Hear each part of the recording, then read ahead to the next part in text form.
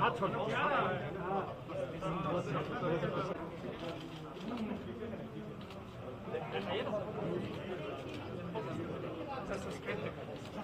Sir sir sir sir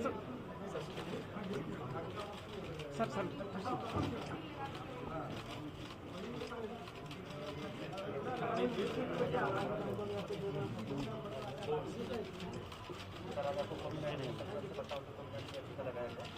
आप हटिए, आप काले चली आइए।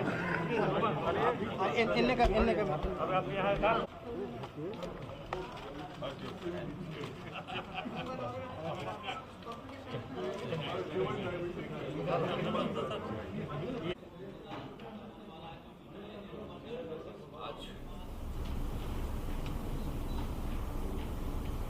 वैक्सीनेशन का, कोरोना वायरस के वैक्सीनेशन का पहला डोज IGIMS में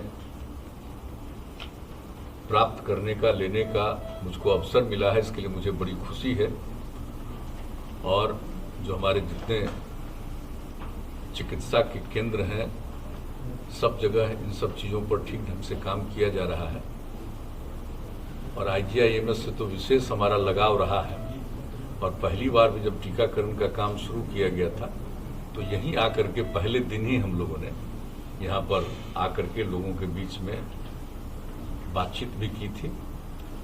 और यहाँ का काम बहुत अच्छा है। और आज जो टीकाकरण का जो शुरुआत फिर करा दी गई है, अब तो सब लोगों को मालूम है कि 60 साल और उससे अधिक उम्र के जो लोग हैं उनका, और 60 साल से कम 45 वर्ष तक के उम्र के जो लोग हैं जिनको अन्य प्रकार की कोई बीमारी है, उसके लिए केंद्र सरकार ने गाइडलाइन जारी कर दिया है। पहले तो 50 साल के ऊपर वाली बात थी, लेकिन जो लेटेस्ट गाइडलाइन जारी हुआ है उसके मुताबिक अभी आवश्यक है कि 60 साल और उसके ऊपर के सब लोगों को कराया जाए।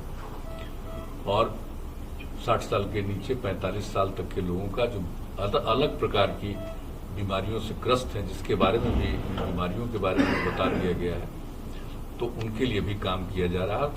मुझको पूरा भरोसा है कि अब ये वैक्सीनेशन का काम, टीकाकरण का काम सब लोग कराएंगे और पूरे तौर पर ये काम होना चाहिए। और इससे मुक्ति पाना बहुत जरूरी है। इससे मुक्ति मिलेगी इस कोरोना की बीमारी से। ये दुनिया भर में जो फैली हुई है, तो हम लोगों के यहाँ तो अपने देश में कम है और खास करके बिहार में तो और कम है। देश के कुछ हिस्सों में भी ज्यादा है, लेकिन वैसे तो दुनिया भर में। तो इससे मुक्ति मिलेगी और उसके लिए जो कुछ भी अनुसंधान और रिसर्च हुआ है अपने देश में ही हुआ है। और अपने देश से अब इस तरह के वैक्सीन को दूसरे जगहों पर भी भेजा जा रहा है। ये तो बड़ी खुशी की बात है। तो आज जो ये काम प्रारंभ हो गया है और मुझको पूरा भरोसा है कि हमारे सभी बिहारवासी इसका लाभ उठाएंगे और टीकाकरण कराएंगे। और इसके अलावा हम सब लोगों को तो हमेशा सचेत रहना है कि मास्क लगाना है, दूरी है, 2 गज की दूरी एक दूसरे के साथ हम लोगों को रखने की कोशिश करनी चाहिए, हाथ को धोना चाहिए। तो ये काम तो करने के लिए सब लोगों को सचेत रहना चाहिए और करना चाहिए। और हमारे यहाँ तो जैसा हमने पहले कहा काफी घटा है, लेकिन फिर भी हम सब लोगों को टीकाकरण का काम जरूर पूरा कर लेना चाहिए, जिससे इससे पूरे तौर पर मुक्ति मिले। और आज इसकी शुरुआत यहाँ से हुई है और पहला दिन जो टीकाकरण की शुरुआत तीसरे फेज का हुआ है उसमें आज लेने का मौका मिला। मुझे बहुत खुशी है और मुझको पूरा भरोसा है कि पूरे बिहार में और खास करके जो हमारे अब जैसे MLA और MLC हैं उनके लिए भी जो बात हो गई है, पहले ये बात हो रही थी कि वहीं पर कराया जाएगा, लेकिन हम लोगों ने बात किया कि जो भी टीकाकरण कराएंगे उनको तो 30 मिनट तक बैठना है और डॉक्टर्स को सचेत रहना है कि उनको किसी भी प्रकार की कोई बीमारी न उभर करके सामने आए, उसको देखने के लिए कि कोई इन पर रिएक्शन नहीं हो रहा है।